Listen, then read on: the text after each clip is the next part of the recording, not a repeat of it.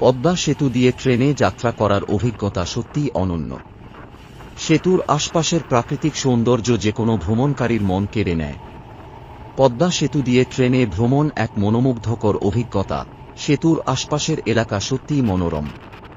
সবুজের সমারোহ, নদীর নীল জলরাশি আর নৌকার চলাচল এক অপূর্ব দৃশ্যের সৃষ্টি করে।